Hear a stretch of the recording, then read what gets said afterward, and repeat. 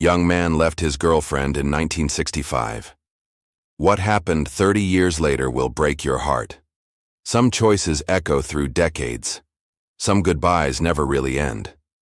This is a story about a young man who left everything behind in search of something greater, only to discover that what he abandoned might have been everything all along. But life has a way of testing us, breaking us, and sometimes bringing us back to where we began. What happens when the past refuses to stay buried? What happens when the heart remembers what the mind tried to forget? His name was Daniel Carter, and in the autumn of 1965, he stood at the Greyhound station in Millbrook, a town so small you could walk from one end to the other before the church bells finished ringing. The air smelled of harvested wheat and wood smoke, the kind of smell that clings to your clothes and memories. Beside him stood Sarah Mitchell, her green eyes wet with tears she refused to let fall. "You'll write?" she whispered, gripping his hand like it was the only solid thing left in her world. "Every week," Daniel promised. But they both knew promises were fragile things. His best friend Tommy Richards stood nearby, hands shoved deep in his Letterman jacket, trying to look happy for him. Tommy, who'd known Daniel since they were 6 years old, catching crawfish in Miller's Creek. Tommy, who loved Sarah almost as much as Daniel did, though he'd never admitted it to anyone, not even himself. The bus engine rumbled to life. Daniel kissed Sarah one last time, tasting salt and desperation. He climbed aboard and pressed his palm against the window as Millbrook grew smaller behind him. He was 19 years old, heading to the State University in Chicago, convinced that education and ambition were the only currencies that mattered. He had no idea he was leaving behind the only fortune he'd ever need. But here's what Daniel didn't know as that bus pulled away. What none of them knew. Tommy had also been accepted to Chicago. He'd turned it down without telling anyone. He told his parents he wasn't college material. He told the guidance counselor he was needed on the farm. The truth? Tommy watched Sarah's face as Daniel left, and he made a choice. The months that followed moved like a slow-motion catastrophe. Daniel's letters came every week at first, then every other week, filled with stories of lectures and libraries, of a world expanding so fast it left Millbrook feeling like a photograph fading in sunlight. Sarah wrote back faithfully, her letters growing shorter, the spaces between words somehow wider. Tommy was there, every time Sarah needed someone to talk to, every time she felt forgotten, every time loneliness wrapped around her like November frost. He never planned it, neither did she, but grief and proximity have their own gravity. By Christmas, Daniel's letters had stopped coming altogether, and by spring, Sarah was wearing a different ring on her finger. But what made Daniel stop writing?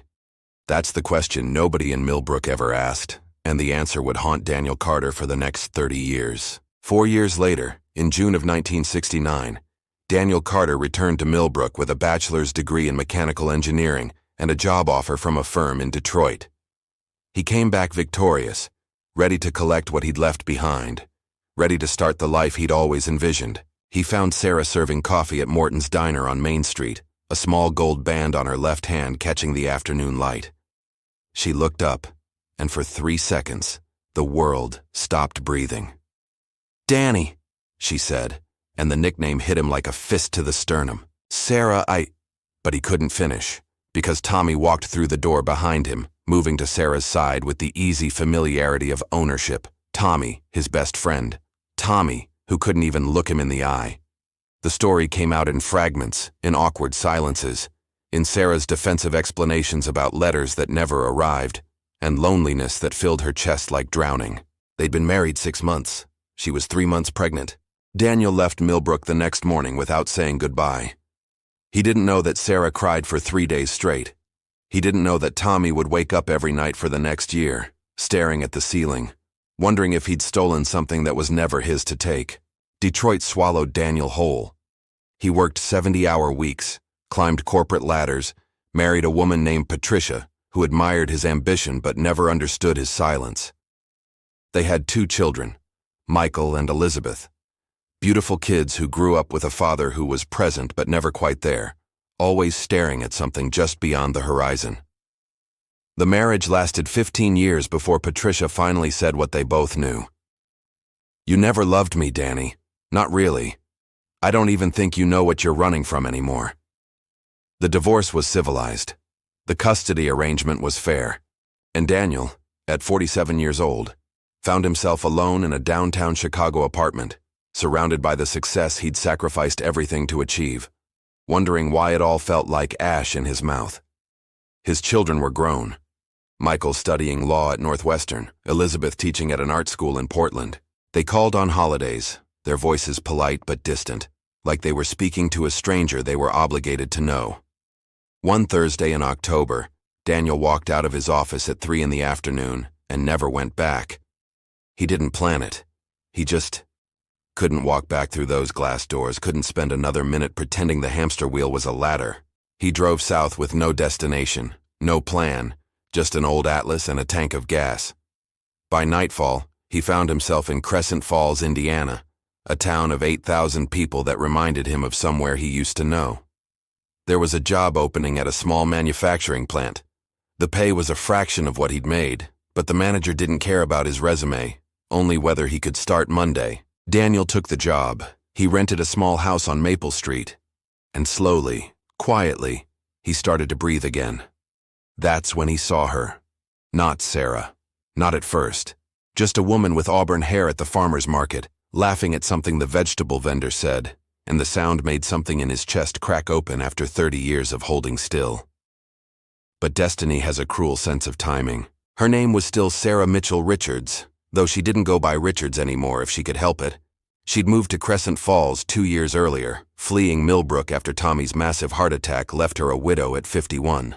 The marriage had been adequate.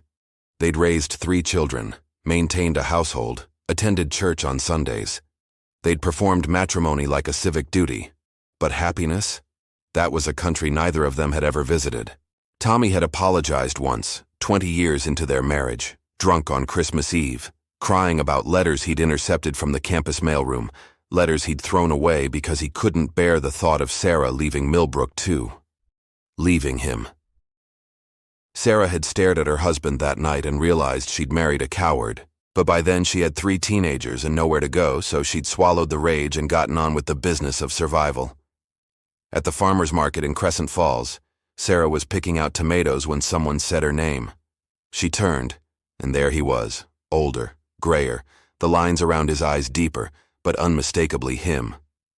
Sarah? Time collapsed. 30 years evaporated. Danny? They had coffee. Then dinner. Then long walks through the park where autumn leaves crunched under their feet like broken promises trying to mend. They talked about everything. Their children, their failures, the lives they'd built on foundations of regret. Daniel told her about Patricia, about the emptiness of success without meaning. Sarah told him about Tommy, about the letters, about the slow suffocation of a marriage built on lies and loneliness. I never stopped, Daniel said one evening as they sat on a bench watching the sunset. Even when I tried, even when I convinced myself I had, I never stopped loving you. Sarah's hand found his. We were kids, Danny. We didn't know. I knew, he interrupted, his voice cracking. I knew the moment I got on that bus I was making the biggest mistake of my life. I just didn't know I'd spend the next 30 years paying for it. The problem, of course, was that Sarah was still technically married. Separated, yes, but Tommy's death hadn't changed her last name, and the legal entanglements of widowhood were thick and thorny. More importantly, Sarah carried guilt like a second skeleton, holding her upright but making every movement hurt. I can't, she whispered one night when Daniel kissed her. Not yet. Not like this. It feels like I'm betraying a man who betrayed us both. Daniel's voice was sharper than he intended. Sarah pulled away. A man who loved me the best way he knew how. A man who raised my children. A man who died asking me to forgive him. The weeks became months. Daniel waited, patient in a way his younger self never could have managed. Sarah wrestled with ghosts, trying to decide if second chances were blessings or curses.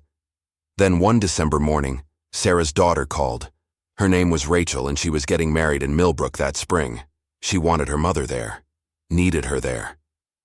Will you come with me? Sarah asked Daniel. I can't face that town alone. Daniel hadn't set foot in Millbrook since 1969. The thought of returning made his chest tighten. But he looked at Sarah, at the woman he'd loved since he was 17, and nodded. I'll be right beside you. What neither of them knew was that someone else would be waiting in Millbrook, someone whose presence would shatter everything they thought they understood about the past. Millbrook had changed, and hadn't changed. The diner was still there, now run by different people. The church still stood at the center of town, its steeple visible from every street. But the houses looked smaller, the streets narrower, like the town had been built to the scale of memory rather than reality. The wedding rehearsal dinner was at the Millbrook Country Club, a modest building that pretended to elegance. Sarah's children were polite to Daniel, curious but cautious. Rachel the bride was gracious, even warm. Mom deserves to be happy, she told Daniel privately. We just want her to be happy. But Sarah's oldest son, Thomas Jr., named after his father, kept his distance, his jaw tight, his handshakes brief and cold. That night at the hotel, Sarah couldn't sleep. Tommy Jr. hates me, she said, staring at the ceiling. He thinks I've dishonored his father's memory. Or maybe, Daniel said carefully, he's angry because he just found out his father wasn't the man he thought he was. Sarah had told her children the truth about the intercepted letters a month earlier. She'd felt they deserved to know, to understand why their childhood had been colored by their mother's quiet sadness. Thomas Jr. had walked out of the room without a word. The wedding ceremony was beautiful. Rachel glowed. Her husband-to-be looked at her the way Daniel used to look at Sarah, before the world taught them both that love was something you could outrun. At the reception, Daniel stood by the bar, nursing a whiskey, watching Sarah dance with her children.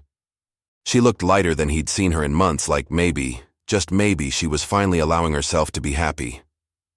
You're Daniel Carter? He turned. The woman beside him was perhaps 60, elegant in a navy dress, her silver hair perfectly styled. She looked familiar in a way he couldn't place. I am. I'm Margaret Patterson. I was the student mail clerk at State University, class of '67. The whiskey glass froze halfway to his lips. I remember you, Margaret continued, her voice quiet but steady. You came to the mailroom every week, asking if anything had arrived from Millbrook. You'd stand there, waiting, looking so lost. Daniel couldn't breathe. There was another boy who came too, Tommy Richards. He'd gotten himself a job with campus maintenance. He'd come in when I was sorting mail. Always friendly, always chatty. She paused, her eyes meeting his. I didn't think anything of it at the time. Kids from the same hometown, you know, probably just reminding each other of home. The room tilted. It wasn't until years later, at my own niece's wedding, when I heard the story, about you and Sarah Mitchell, about Tommy marrying her while you were away, that I remembered. Tommy had worked in that mailroom, he'd had access, and you'd stopped coming to ask about letters right around the time he quit that job. Daniel set down the glass before he dropped it. He worked there, at State, just for that one semester, fall of '65. I looked it up after I heard the story. I don't know why, just curiosity, I guess. Or guilt. Because I'd been the one responsible for that mailroom, and I'd let a kid work there without properly supervising him. Her voice cracked. I never told anyone. What was the point? The damage was done. But when I saw your name on the wedding invitation, I thought you deserved to know. The pieces fell into place with devastating clarity. Tommy hadn't just intercepted letters in Millbrook. He'd followed Daniel to Chicago. He'd systematically destroyed every letter Sarah had sent, every letter Daniel had written back. He'd orchestrated the entire collapse. And then he'd returned to Millbrook to pick up the pieces he'd deliberately broken. Where is he? Daniel's voice was barely audible. Margaret blinked. Where's who? Thomas Richards Jr., Sarah's son. She pointed across the room where Thomas Jr. stood alone on the terrace, smoking a cigarette, his back to the celebration. Daniel walked outside. The night air was cold, sharp. Thomas Jr. turned, his expression guarded. I didn't know, Daniel said without preamble. About the letters. About what your father did. I just found out. Right now. 5 minutes ago. Thomas Jr. took a long drag on his cigarette. Does it matter? It matters because you've been angry at the wrong person. Your mother didn't betray your father. Your father betrayed everyone. Don't. He loved her, Daniel interrupted. I know he did. But he loved her like a drowning man loves a life raft. Desperately, selfishly, willing to drag everyone else under to keep himself afloat. Thomas Jr.'s hand shook as he stubbed out the cigarette. My father raised me. He taught me how to throw a baseball, how to tie a tie, how to be a man. I know, and those things are real and they matter. But they don't erase what he did. And they don't mean your mother has to spend the rest of her life paying for his choices. The silence stretched between them, full of all the things neither could say. Finally, Thomas Jr. spoke, his voice hoarse. Do you love her? My mother? Since I was 17 years old. Will you hurt her? I already did. 30 years ago when I got on that bus. I won't make that mistake again. Thomas Jr. looked at him for a long moment, then nodded, sharp, brief, but unmistakable. He walked past Daniel back into the reception hall, and Daniel stood alone under the stars, feeling like he'd just been given permission for something he'd needed since 1965. Daniel found Sarah sitting at a corner table, tired but radiant. He sat beside her, took her hand, and told her everything Margaret had revealed. Sarah's face went through a dozen emotions: shock, rage, grief, relief, before settling into something that looked like acceptance. He confessed, you know, she said quietly. On his deathbed, about the letters from Millbrook. But he never told me he'd followed you to Chicago. He never told me the full extent. She laughed, but it was broken. I spent 30 years thinking I'd given up on you too easily, thinking I was weak. But he'd made sure there was nothing left to hold on to. Sarah, do you know what the worst part is? She looked at him, tears streaming down her face. I still can't hate him. He gave me my children. He was there for 30 years. He tried in his own damaged way to be a good husband. He just couldn't escape what he'd done. It poisoned everything. Daniel pulled her close, and she sobbed against his shoulder. Not just for the life she'd lost, but for the life Tommy had lost too. Trapped in a marriage he'd built on sabotage and lies. 6 months later, Daniel and Sarah stood in the office of a justice of the peace in Crescent Falls. They'd decided against a big wedding. They'd waited long enough, and neither wanted any more ceremony than necessary. Sarah's children were there. Even Thomas Jr., who'd flown in from Seattle and walked his mother down the aisle with something that almost looked like peace in his eyes. Daniel's children were there too. Elizabeth had driven from Portland, and Michael had taken time off from his law firm. They'd been skeptical at first, protective of their father after the divorce. But after meeting Sarah, Elizabeth had pulled Daniel aside and whispered, "Dad, you're different with her. You're happy." As the justice asked them to recite their vows, Daniel looked at Sarah, at the lines around her eyes, the silver in her hair, the beautiful wreckage of a woman who'd survived 30 years of almost happiness, and felt something settle in his chest that had been restless since 1965. Daniel Carter, do you take Sarah to be your wife? I do. I always did. Sarah Richards, do you take Daniel to be your husband? She smiled, and in that smile, Daniel saw the girl at the bus station, the woman at the farmer's market, and the future they'd almost missed. I do. Finally, I do. Epilogue. They lived in the small house on Maple Street in Crescent Falls. Daniel kept working at the manufacturing plant, finding dignity in physical labor he'd once considered beneath him. Sarah opened a small bookshop downtown, surrounding herself with the stories she'd escaped into during the lonely years. They took walks every evening, hand in hand, making up for lost time in the only way that mattered, by being present for every moment they had left. Sometimes Daniel would wake in the night and watch Sarah sleep beside him, still unable to quite believe she was real, that this life was real. And sometimes Sarah would catch him staring and whisper, "I'm here, Danny. I'm right here." They never went back to Millbrook. There was no need. The past was done with them, and they were done with it. But on their first anniversary, a letter arrived from Thomas Jr. It was short, written on plain paper in careful handwriting. Mom and Daniel, Dad loved you both in the only way he knew how. But you deserve better than his love. You deserve this. Be happy. That's all he ever wanted for you, even if he didn't know how to let you have it. Tommy, Sarah cried when she read it. Daniel held her close, and together, they let the last ghost rest. Closing. This is the story of Daniel Carter and Sarah Mitchell, two people who loved each other at 17 and found their way back at 53. It's a story about the choices we make, the lies we tell ourselves, and the courage it takes to try again when every reasonable person would tell you it's too late. Because here's the truth that nobody teaches you. It's never too late. Not for love, not for happiness, not for the life you should have lived if fear and circumstance hadn't gotten in the way. Some roads are long. Some journeys take 30 years.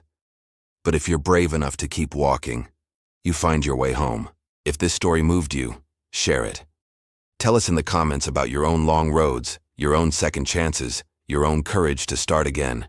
And don't forget to subscribe for more stories about real people, real struggles, and the strength it takes to build a life worth living. Because we all deserve a second chance at happiness. We all deserve to come home.